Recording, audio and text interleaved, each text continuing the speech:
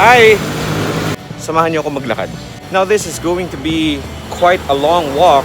I'm walking all the way from the UST area to Tomas Morato. Reason I'm doing this is because, number one, I want to be able to put things into perspective. What do I mean by that? We live in a time wherein we're trying to save as much as we can. And kahit na gusto nating magkaroon ng public transportation or mag-avail ng public transportation, di natin lagi magagawa dahil hindi lahat tayo may income. Pero bakit ka maglalakad ng ganong kalayo, di ba?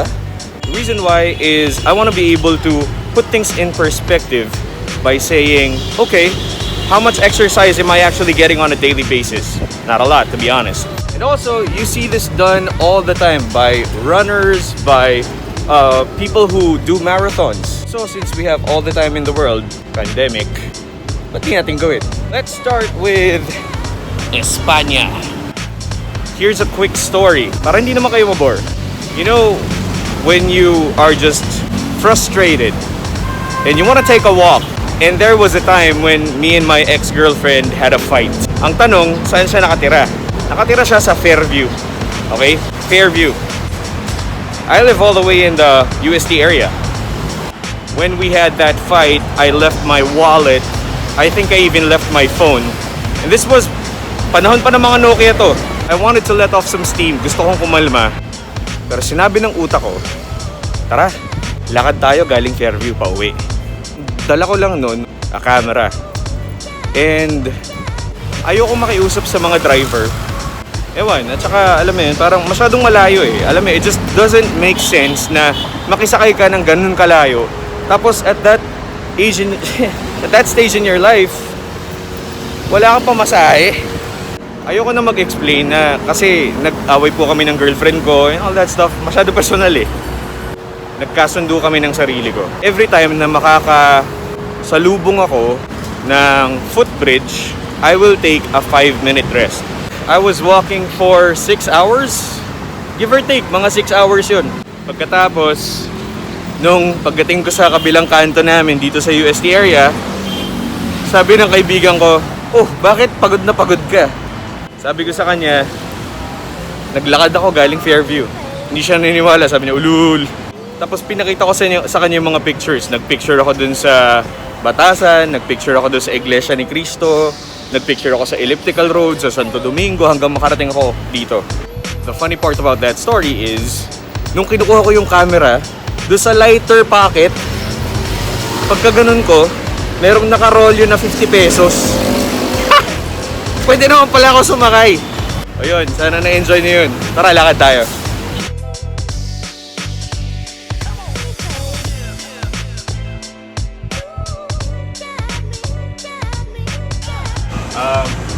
Ako lang ba o parang WeChat yan?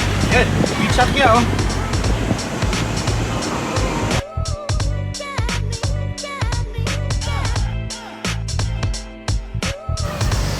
Tinanggal ko muna yung shield ko. May grado siya eh. Pag tumitingin ka sa baba at saka nasa taas lang, pag nasa taas lang walang problema. Pero pag medyo tinitignan mo yung dinadaanan mo, nakakahilo, may grado siya. Alam niyo, madalas natatanong namin sa mga kaibigan natin, kawawa naman yung mga taong nagtatrabaho ngayon. Kasi walang public transportation eh. Kung hindi naman totally wala, salat. At kung kaya mo naman ma-afford ang comfort ng isang grab ride, kailangan yung cash mo ay nasa loob ng isang bank account para malink mo siya dun sa Grab app mo, tapos dun ka makapagbayad. You would be surprised to how many people do not have bank accounts yet. Because, you know, we're a cash people generally. Pero mukhang malapit na magbago yun. Water is the best. We've come this far. Tuloy nyo na lang yung susunod na lyrics. Alam nyo, to be quite honest, na-miss ko tong paglalakad. For the longest time, while I was doing events, prior to the pandemic of course, I was always in cars. Shout out kay Je. May realize mo na you're only coming up with a lot of reasons to not move. I'm guilty of that. At saka, minsan napakasimple lang ng mga bagay eh. Sabihin natin na wala kang means mag-grab, walang public transportation. Those are already two solid reasons para... Pero kung isipin mo na, maglakad kaya ako? Doable naman eh. Hindi siya madali, pero doable. Lalo nga kung ganito na kailangan mo talaga siyang gawin. For example, ngayon pupunta ako doon sa studio, sa mothership, para mag-audition. Not paid yet, pero this is an opportunity eh. Tsaka ako, lumampas na ako sa part ng buhay ko na you let opportunities pass because of ego, because of your preferences, because of other things that you don't really need. Naiisip mo with everything that you concerned yourself before then, para sa kanila yun eh, hindi para sa'yo eh. So, you have to think in terms of, okay, how do I make myself better? What are some things that I haven't discovered yet about myself?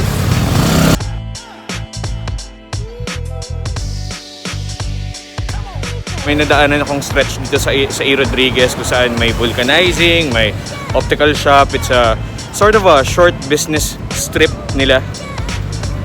Tapos hindi tumitigil yung mga tao magtrabaho eh. You know? Maliit na business, malaking business. Hindi ka pwedeng tumigil eh. Lalo na kapag alam mo na may nakaasa sa'yo. I will run away with you.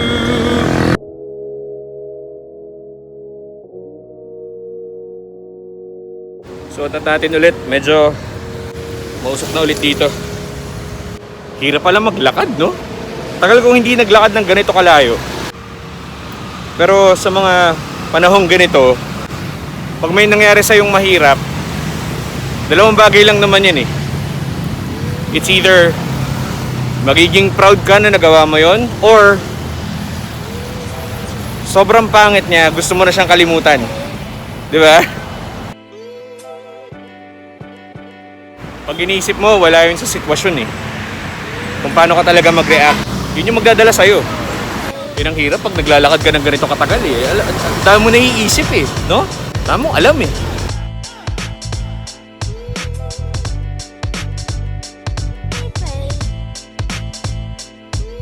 Thank you, Araneta!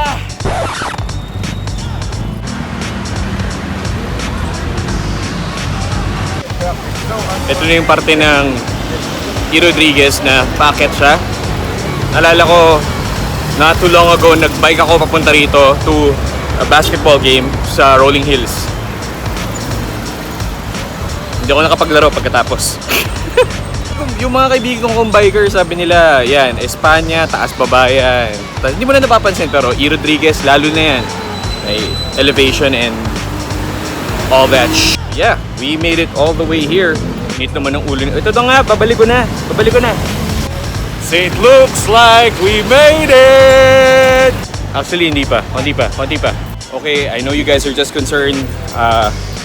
Kasi tinatanggal ko yung maskara ko every now and then. Pero if you're walking such distances, kailangan eh. Forgive me. Guys, congrats for keeping up. Nakarating tayo ng Broadway. Big hello going out to the Big Sky folks. Tsaka na ako pupunta dyan pag may pang-order na ako.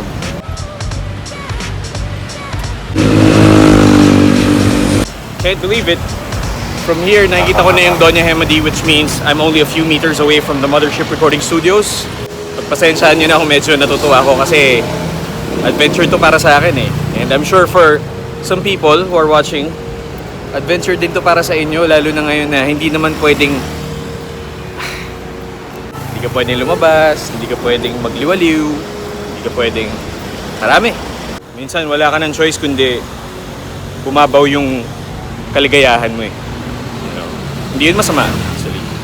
I think nare-realize natin sa isang banda na we don't really need a lot to be happy or content.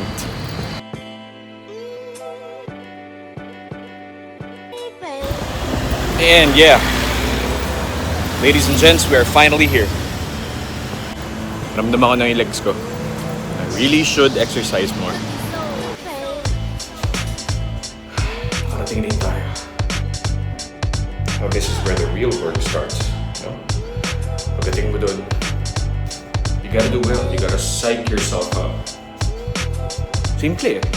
Pag di mo ginalingan, sayang lang din yung effort mo, di ba? Simplihan lang natin. Ay. Here from Mothership Recording Studios. Paano ka hindi magsisipag kapag yung mga kasama mo sa trabaho, katulad ni Kate, ganito kaaga nagtatrabaho na, di ba? That's what it's about. Gotta get to work first. And ganun na kabilis. Tapos na yung audition. It was pretty quick. Wala pa yata 5 minutes. You know, you gotta make these moments count, you know? After a moment like that, this becomes an extraordinarily good cup of coffee. Wala, tapos relax ka lang muna.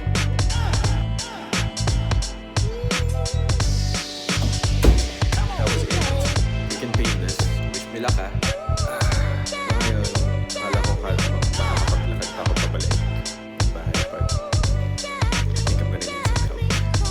Akala ko kasi wala akong gagawin mamaya. Pero turns out, meron pala.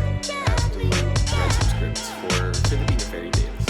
And kapag kailangan ako mula QC hanggang UST, I need every ounce of energy that I have so I can pull this off.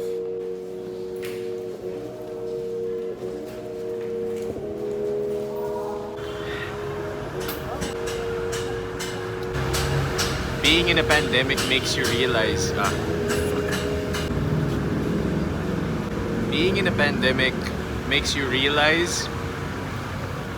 that no one really works alone. We're all reliant on each other at some point. You know, it's an illusion. You have to be good at what you do. Of course, it's your product, your talent, whatever it is, your service. But there's just no way you can work alone. When everything stops, doon mo siya ma-realize.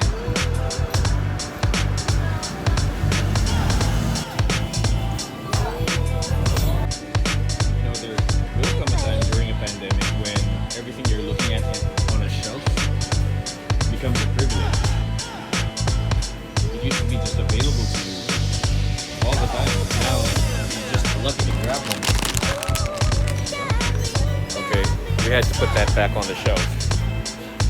Mali kasi yung presyo. And during a pandemic, you have to be mindful of how you spend your eto na. Oh, my favorite picnic. The hot ones.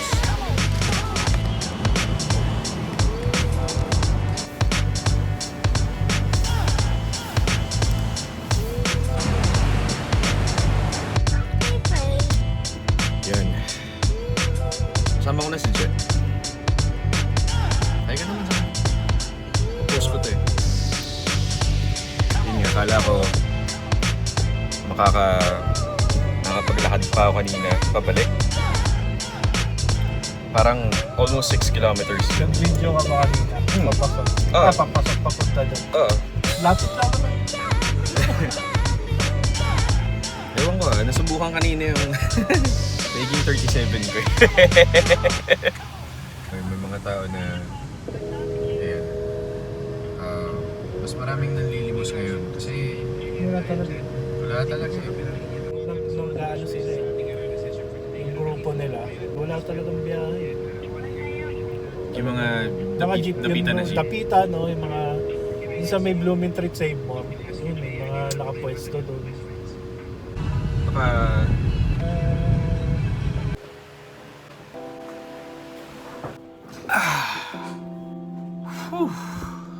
there we go. I'm home.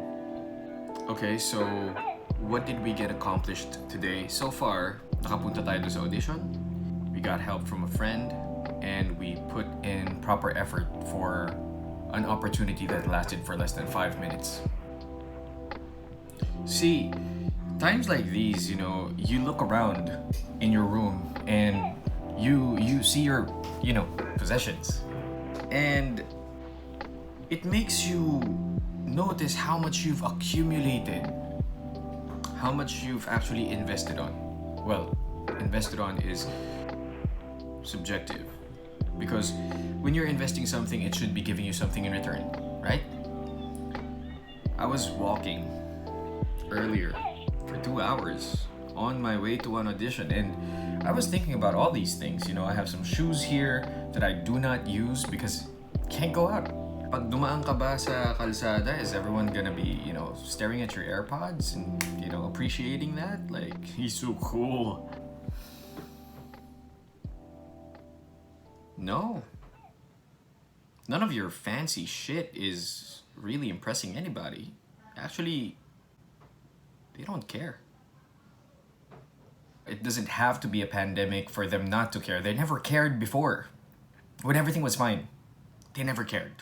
It was just your self-image that allowed you to supply some logic and some reasoning as to why you wanted that thing. How you thought it would make you cooler or fancier.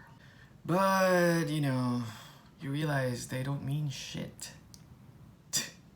Don't get me wrong, you do what you want with your money. I respect that. But as for me, I am keeping all of my fancy stuff. You know why? Sa isang banda rin, it's a reminder of how stubborn you were to get something you thought was important to you. Thought was important to you. And if you apply that to the right stuff, to the right things, the things that you actually need, it is just as attainable. Makukuha mo pa rin siya eh. Of course, I'm gonna wish that instead of this pair, I wish I got better recording equipment. Pero it is what it is. The fancy stuff that you don't need is also, or can also serve as a reminder that, you know, I was stubborn once. And now I have to get over that. I have to grow from that. Hey. You know, at some point in your life, you're going to have to stumble upon this phase na, I need this, I need that, because this was deprived from me growing up. And now I have the means to actually acquire these. I deserve all of them. But yeah, life does humble you, and life does remind you that, hey, take everything in moderation. So moderation is generally where you draw your line. Moderation isn't that bad. I actually like it. And it keeps you in check. You know, you're never the boy who cried wolf, because anything that you say you need or anything that you express the urgency of is actually something that's essential to you. These are some great realizations. Yeah. Yeah.